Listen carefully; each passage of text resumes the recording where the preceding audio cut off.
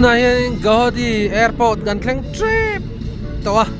rinain kong thama se tlan chu ngarai ve jek me jing darli le chan ve silong kan chua sana tun hi dariat retrip to ni a la khop maya kong that ngei tuin gan tlan chu ngarai ei kan chuan pui te ho mai chiao hi an kai deuh lek ka an motor an rui deuh lek an ning deuh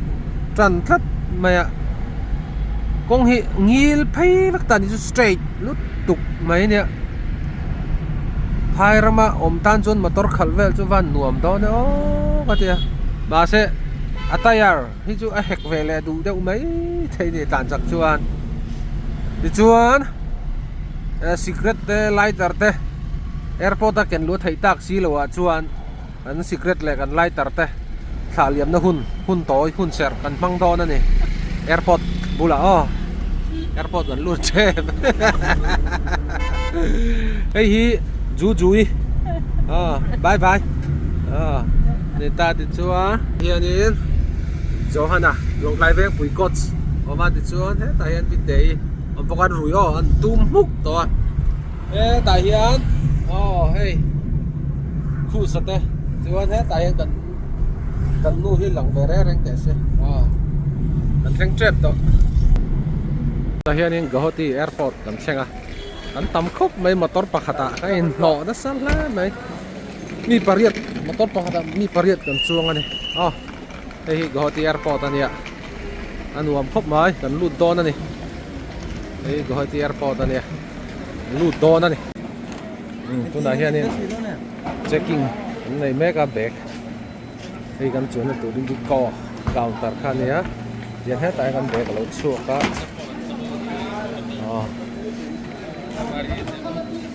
checking an ulit maya an fin khurani azau thakop ma hianin kan bag an check dona indico counter hian boarding pass ning penghal don boka boarding pass hianin kan gate number kan lu na tur akan meron pe boka nga chuan kan seat number hi chuan tha to thau na chungin chuan ke mani kha min scan le vek don ani zo he keng roti zong he gate 6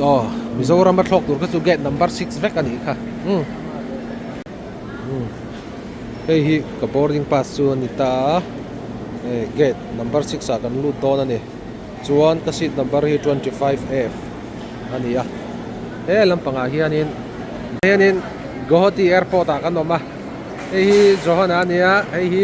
Juju Longklai college veng millionaire chuan hei kan nu ania chuan hei hi prin somi pitei ania kan thian ta hi an thiar ve le chuan hey Guwahati airport hi keipo hi ka voi khat kalna ania ka bo ang reng khop me hianin airport reng kan ron lu ta he lampang counter a hianin lai tang hian kan lu tanga hian zigzag in hian kan kalanga chuan nge kan thona minga kha company minga kha indico ni ka chuan indico apola in zia ta hianin kan lu tanga chuan airlines ani ka chuan airlines counter khan kan lut le mai don ani chuan ke ni hi indico kan chuan na tur hi indico ania indico counter sa kan bag te kan han book tira chuan mi pakhat hianin kezi som panga bakari ta kha ken lu thei ani lova ke ni kan bag hi kezi som le pali vel kha ania kezi som panga kan cross lo chi ti chuan lai counter indico counter a khuanin ta ko kan bag min book saka chuan boarding pass te min pe boarding tura in line tam khop me he khai counter kat ni thumli counter pali oma ke ni hi Mizoram Aizawl hi gate chana hi gate number 7 ke ni hi Mizoram Aizawl culture kan ne line na sakho mai he boarding ti turing in line rei don khop me kan chu hun tur hi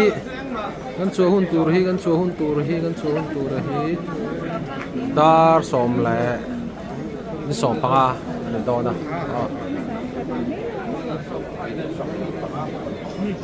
ตัวไหนเนี่ยแอร์พอร์ตหางกันล้อมเสียละไอ้ smoking zone เนี่ยมาเสียสุกตัวพวกเขาตักช่วงหรอวะเฮ้ยกันเกตค่า6อันเนี่ย6อันเนี่ยที่เฮียนี่กันรู้ว่าตัวจุดที่ไรนั่นนี่สปีดเสียน้ำผู้หลักเฮียนี่เกตกันมาตักให้กันรู้นะดิจวนเนี่ยท้องน่าเรากันทุกทักกันทักไม่โดนนะให้กระจังให้กันทักกันนี่อ๋อเฮ้ยกาวตีบอร์ดิ้งกาวตีแอร์พอร์ตอมดาจูอันนี้ตากันตั้มขบไปให้cái line rail tụi có kẻ khăm bốc xe thì hay nên cần rào tốc độ như thế rào đây là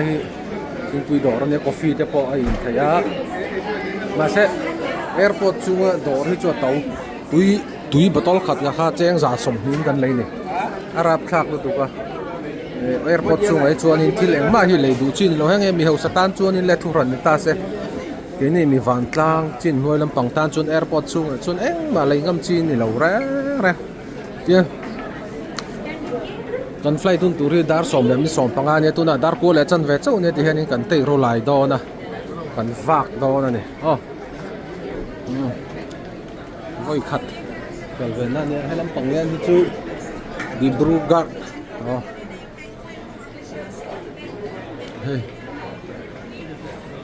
thì bồi tàu về tàu không hey smart shoes tập bộ tàu đón hàng tiền hết chưa mà tàu khó tàu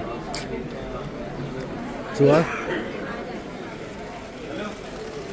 hey motor teh plan tàu đón nó tục rồi hết hàng tiền hết chưa cái này lấy về ngâm chi bọn này nào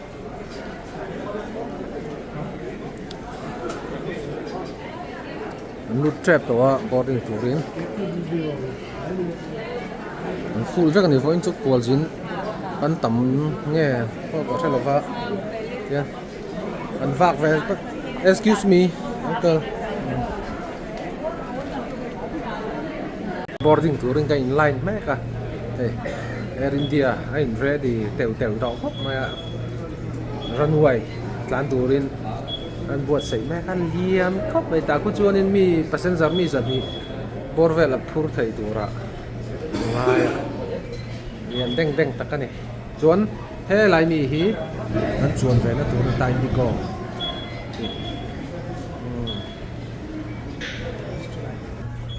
chuan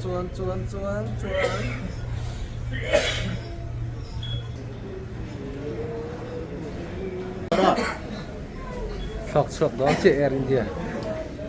ăn liền chắc là mày Air India thế thì thằng chuồn về chắc cũng mà lại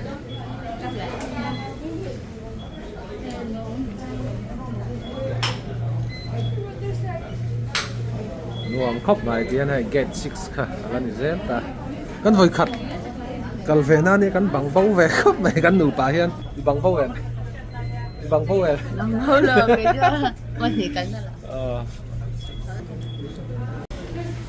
đây họ na liền chắc khóc với Air India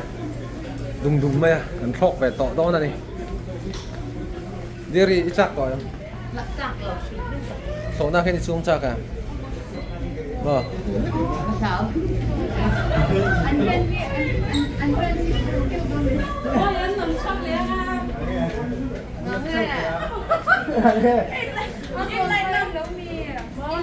Air India hi koi lam pang nge Chennai kal tur nge ni nga Delhi jok ma alien tha deng kha mai chap don tianin kusa ivo insat chona tur nge aya ken chona an lut ve tong don ani kan si ta kha 25 anita làm chuộc chân đó đây check in check na nó cha cũng khóc mày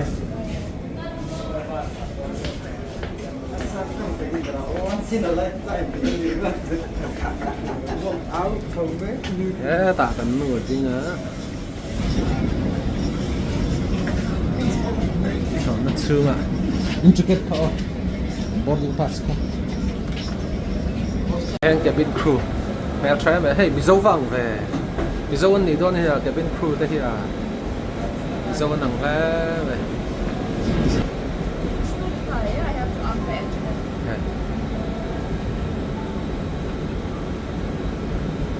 nó phải khát chuồn về đó tôi đang cruise Narvas em Narvas 25 25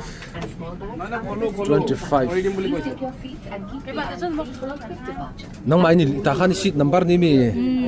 Overhead bin above and small bags under the seat in front of you. Please take your seats and keep the eye. tu na hian in họ nó chung chuan an han thu ve to chu ania अपनी यात्रा को शीघ्र ai AC आप thap a अपने बड़े बैग्स को ऊपर वाले ओवरहेड Narvas ve de और छोटे बैग्स को सामने don ang hle mai he कृपया अपनी सीट पर बैठें. Welcome to Indigo. We would love se to hi welcome you at the kan earliest nu nia chuan kan nu thian nu overhead bin above and small Narvas ve de ta hi ta gau thong de khat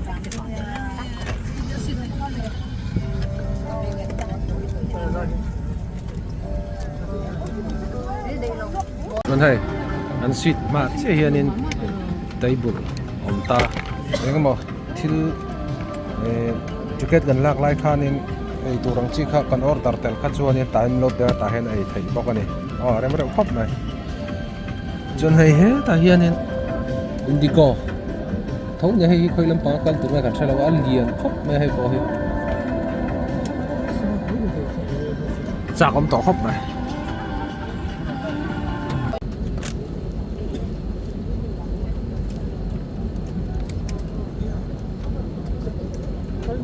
कल मोई मुआ Suni lu hay em. Karachi 146 में आपका स्वागत है। आज हम आपका 45 मिनट की दूरी पर यहाँ हमारे एवेटर्स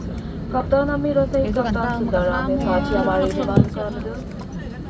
निकी पियाली कप्तान और मैं आज की मुखिया कर बदल हम हिंदी और अंग्रेजी बोल सकते हैं। आपके सहयोग रिस्पांस हम तक की दोषों के पालन से हम इस यात्रा को सुरक्षित आरामदायक और बेहतर बना पाएंगे। हमें बेहद खुशी है कि हम आपको हमारे देश के साथ जोड़ सके। प्रस्तुत है आपके लिए इंडिया बाय इंडिगो। धन्यवाद। Flight 6146, ISO is approximately 45 minutes away. Our aviators today, Captain Amit, Tuna yan eh. First Officer Sundaram, alongside our crew members, Runway. Piali, Kavita and Hari Moyoli, cabin crew member, we speak English and Hindi. From our safety service form to those we are committed.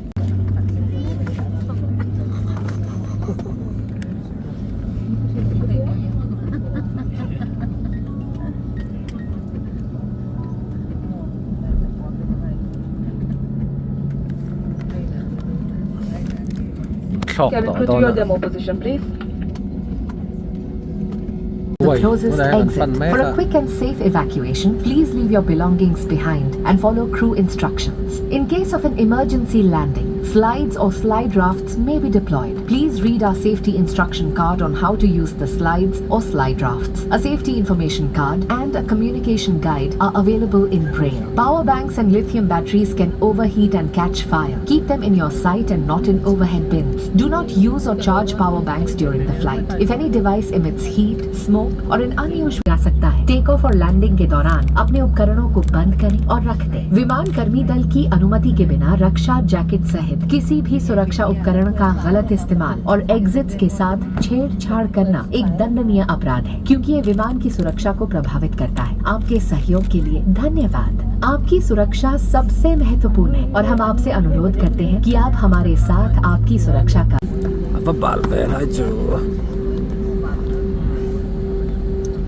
hiện in runway again tran dona chuan to ka chakin speed ala dona thok chok ma dona a chak ther ang cha ho na hi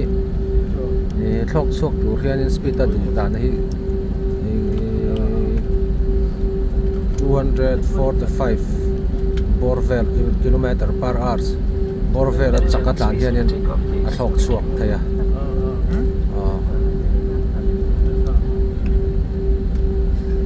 chak ter ta na ne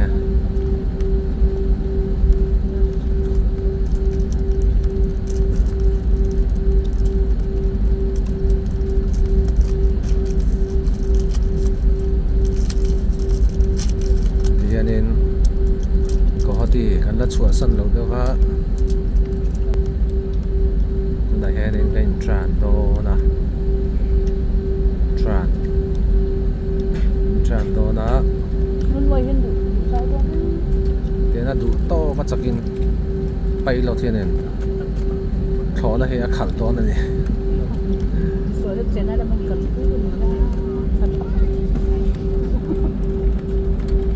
anh thấy ra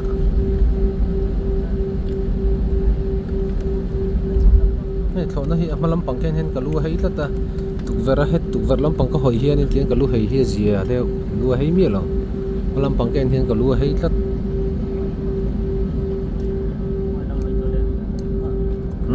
come on ready ngay chặt chặt ter đó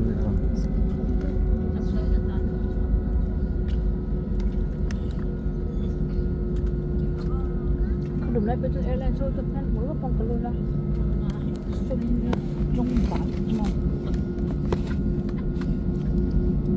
runway à tlan don ta 뭔가 간집 하나 포타. 너 그냥 Cái giờ roll out đấy nghe không? chặt to ra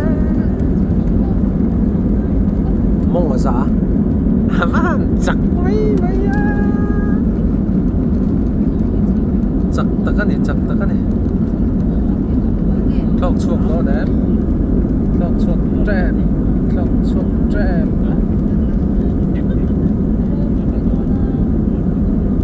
thọc chuột đó nè càng đó nè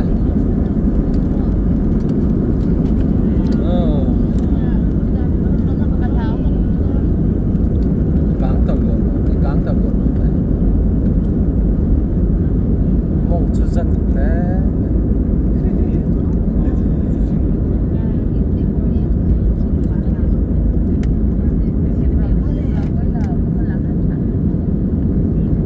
mong cho ra về khóc vậy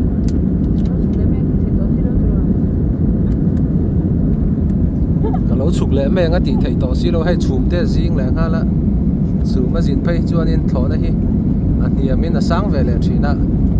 anh niệm thút lẽ sáng thút thì nên chuồn anh nuông là ba ngày tất cả ông hay chuồn nên chuồn thì anh nuông rất mày à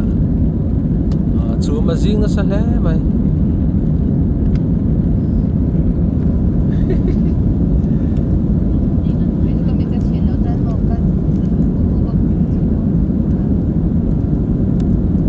thì anh nên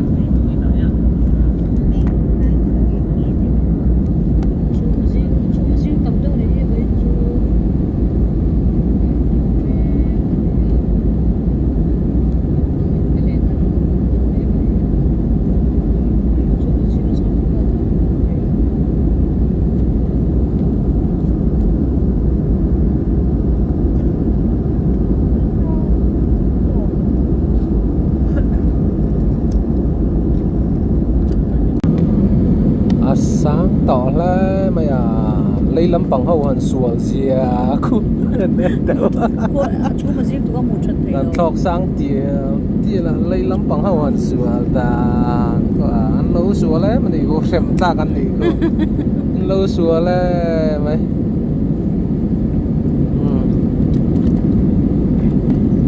tuần hi vui khát thầu na cắt chuan về na anh đi à anh nuông ang reng khop mày thì anh thầu na anh her anh cắt vel khanin tem chun lu chu hay được hết cả sang đeng đeng anh đi à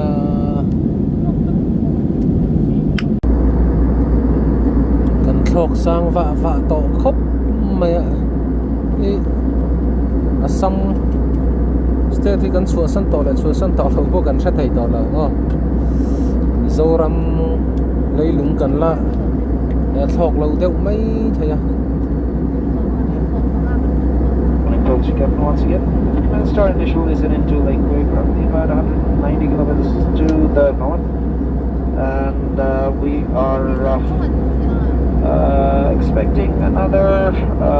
little over 20 minutes flight time.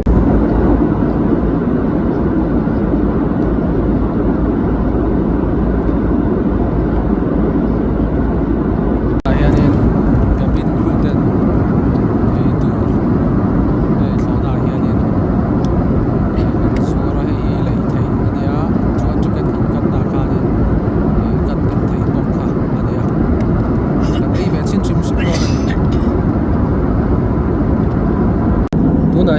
thọc sang vạ tàu khóc mẹ chùm rong cần ngồi à hiện là ôm vách to này cho nên air turbulence lâu ôm chân à khá do cái này soi đón tay là khá tu nào bộ lâu soi đẹp tết à ôm chân đạt lắm bây giờ phát triển và cái này được lắm bây giờ chùm đúng liền tắc ngay ở thọ hiện nên bộ khi bụi đèn hiện nên nghe anh vót tóc chỉ na nó tiếng khá thọ này na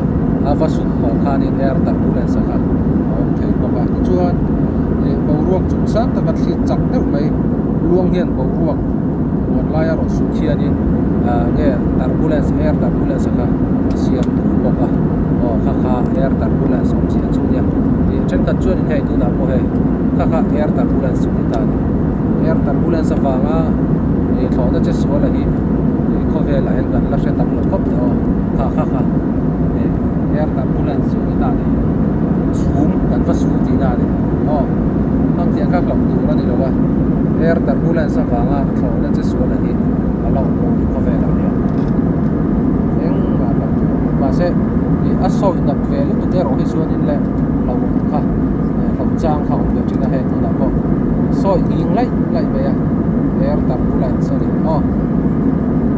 za bom fe he khop he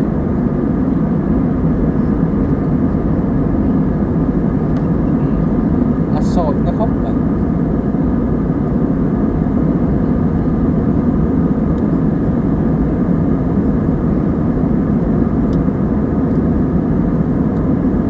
cho nên hey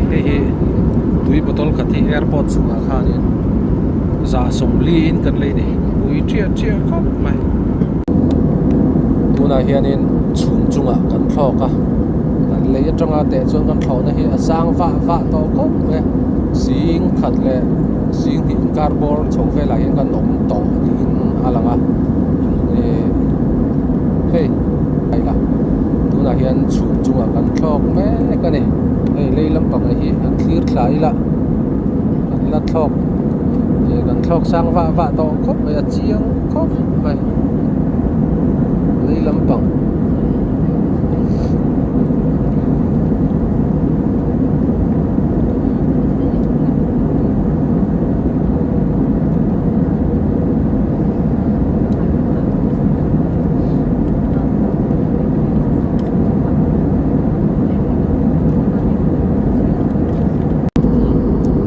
na zon lei lam pang kan thlir thle to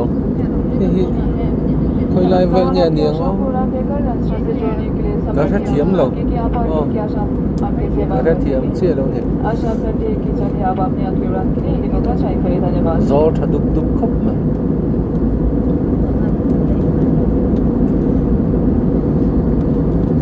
ron soi le det thina tu da hai kan thlan diam chara ang tinga atlak niama atho sar le han lu hei du em ni ma se rei chuang la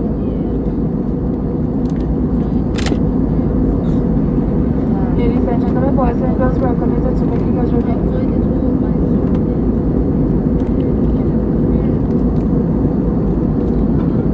thok sang va ne tu na hen le tanga te a fit sing ni sang ai cho kan thok rim sim ma ya thok sang va ta kan ne han che chual vai chuanin dam chuan na chan sa hi awam lo viau wang thona rim sim chu atlak rual hen ap kang apuak ngal sel khan ne mai ta thok sang va ta kan ne Changed your seat. nuam Please khop let us know for us to serve you. lấy lắm bậc thiên khác cho nên ăn uống mong ở xã Sit back, đấy nên nuam em and let's have a snack. Aliat tuwa. Ate tuwa lam. để cho nuam được qua Elan sai ngam sa. rồi xong mà Tuwa ri chung lawa elan ri chung ba atlam. Elan su ba ben. với cắt chuột nó treo để cắt nu lẻ đi so với chuột ăn với đi chuột nan để cái cái với cắt chuột cái nan để cả chỗ này hết để cắt cái này mong ở xã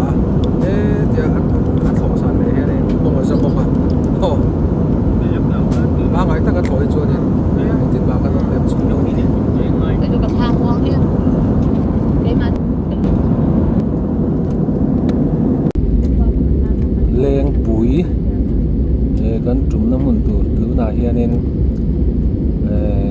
hel me kan ya thona hi aniam tharia ria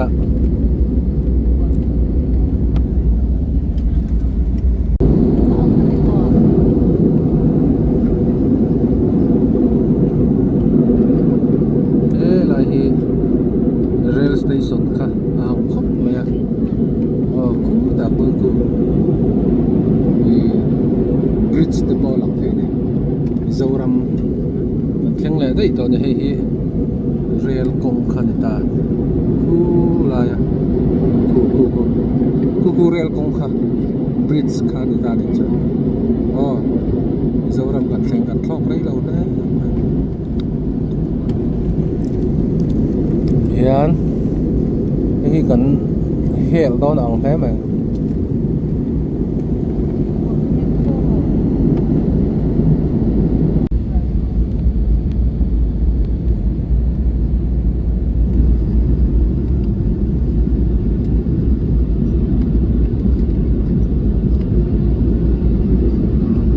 rail station kha ani he yo so deu trek maya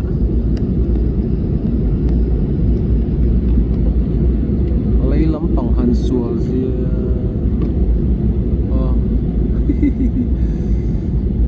lên bụi airport tuần hành cần hel mê cái này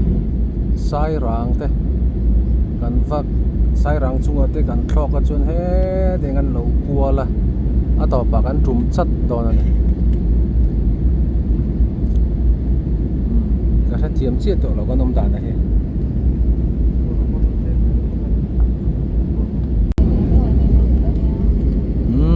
nain hera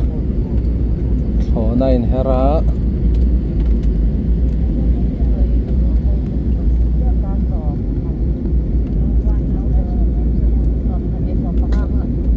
coi lại nghe leng bụi gần trùm nó tụ rồi gần he là tụ nào he nain hera là sắp đấy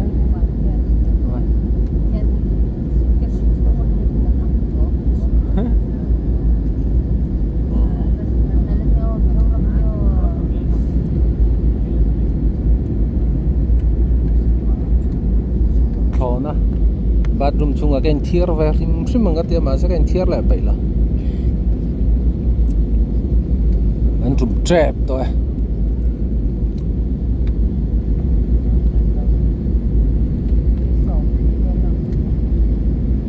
kan la hel area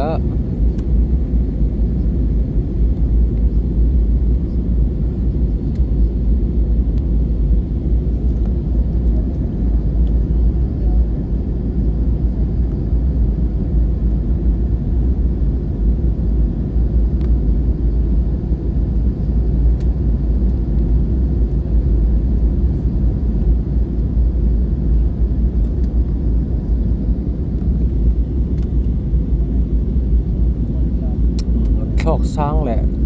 đấy mày à tôi nói à riêng khai gần thọc thì mà gần thọc sang lẹ riêng leng bụi gần hel anh ấy tôi nói hen leng bụi gần hel char chara sang khóc mày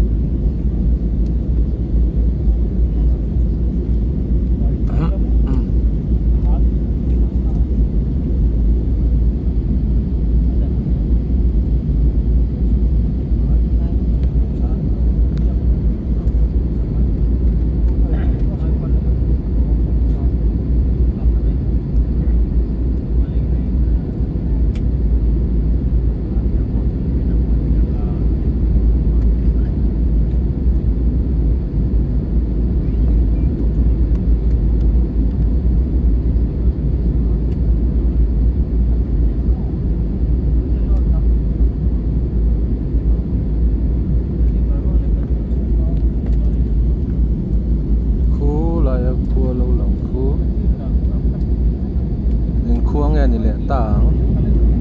aizo la niang a he ya tro ngan niam le ta ngan niam ta ruai mai ngan niam ta ruai mai mong a za ni aizo ani thấy anh em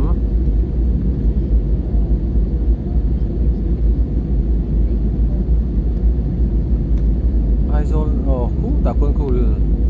rail station kha khu ni ta a chiang hle ma ya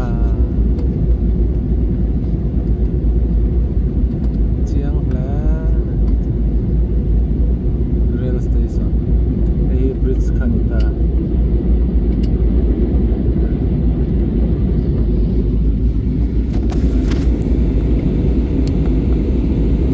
khu sai rang chu ni chiang ma ya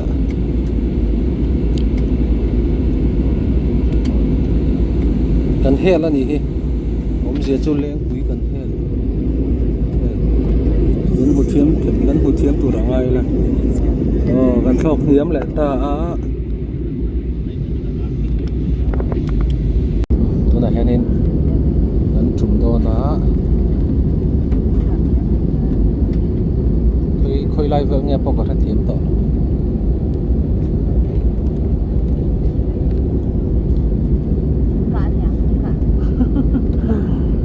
nên leng pui kan helmet se ning ka he la ya khu lâu lâu hi chu ma jing đâu hết ta rất thấy mấy lâu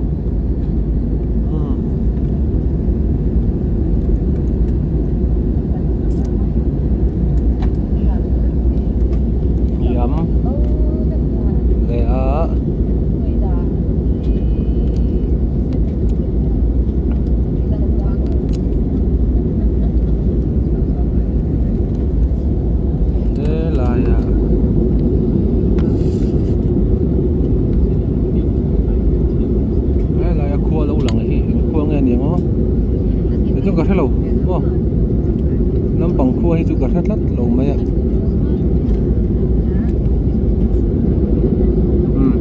Hiện khua nghe tiếng lỗ xoay đều. Chúng đó nó light and off là sắp á. Ê, lại bị hiện khua nghe thì về là ta lấy. Đây hiện khua nghe thì là ta lấy. Thì chứ mà cả rất lâu lắm bằng hi.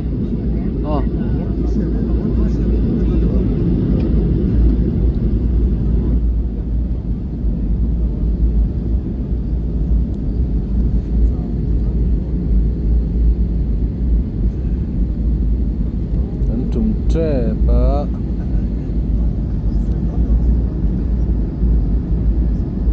cái herra này tụi ta hiện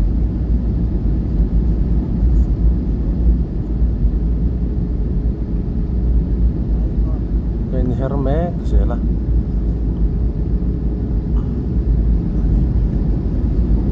cái her lẹ thọc sang lẹ vạ mày à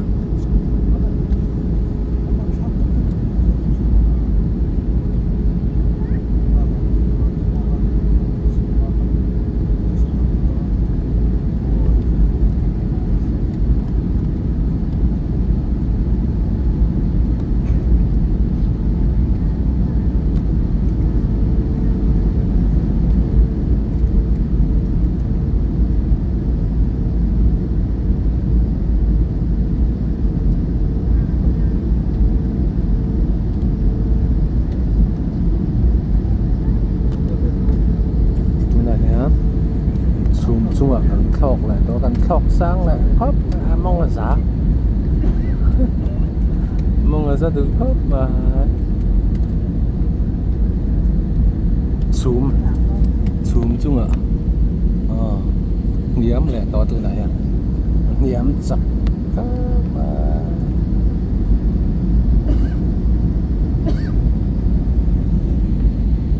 Cabin crew to your seats for landing.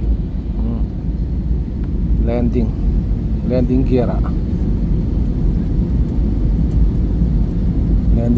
untuk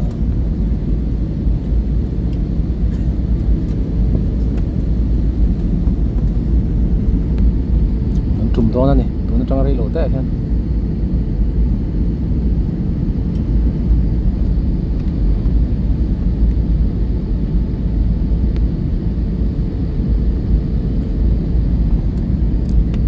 trồng lùi anh em trồng anh em mấy thầy dâu răm bảo ruột cho cần khen tỏ Sairang rail station te pawh kan hmu tawh bawk a tunah hi chuan kan hma bak chu tum chiah kha kan hma bak tawh ani tluang te kan tum thei tura te pawh ngai thai la thianin van bo ruak zang taka vairam tang Mizoram min hruai thleng le thei hrim hi lawm em mai a engemaw thut ta hianin van sang a thlo hi chuanin nge chansi a tlem viau mai tunah hian tum turin ain buat sei mek a brake air brake ania khutia a thla ti kaw konin air brake ani ta ni air brake a ron hmanga hianin thlawna hi a zawi dei ta ni ron hor det tete tum turin ain buat sei a thla khu kan hmu thiamin ka ringa khu a thla kaw hrim kon air brake a mang ti na na kan tum than to ne kan tum do na kan thlok niam zela thlok niam thlok niam tei to khop ma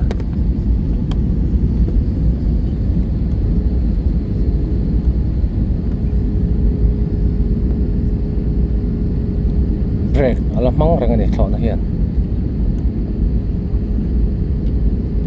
tum do na thlok niam zela down thlat char ni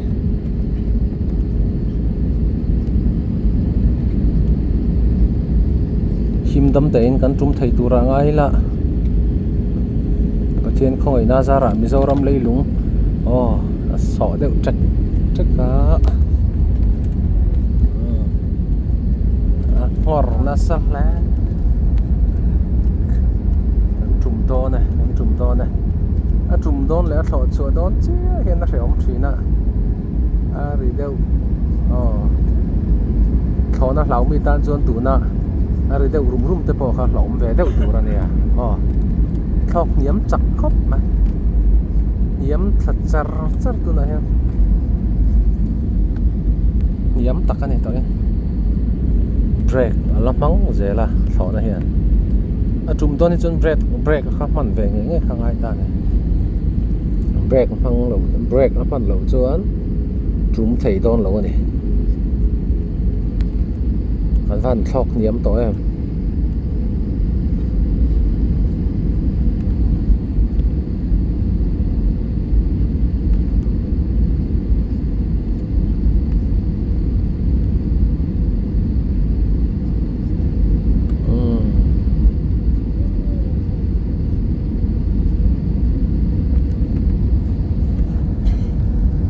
Mizoram leilung akan tum do na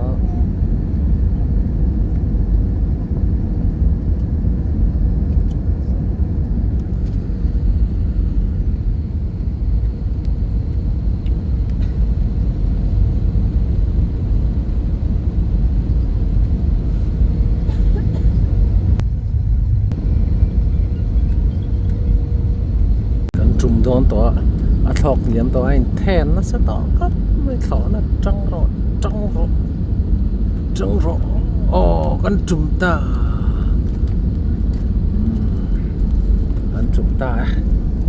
leng pui airport kan leng ta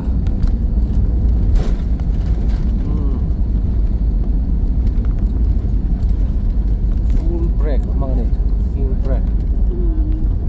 sak ter na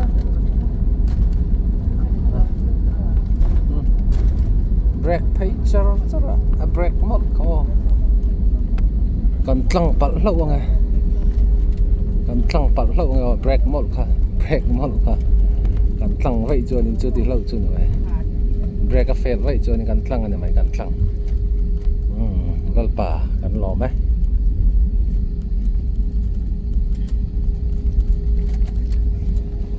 kual lut ngal don hi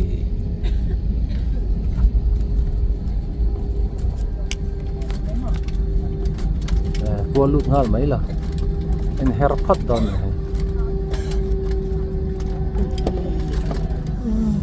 thok lại hal mai don mi la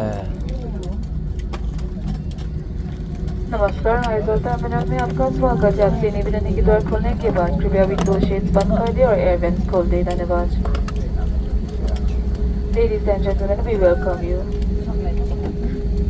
to Aizawl Terminal.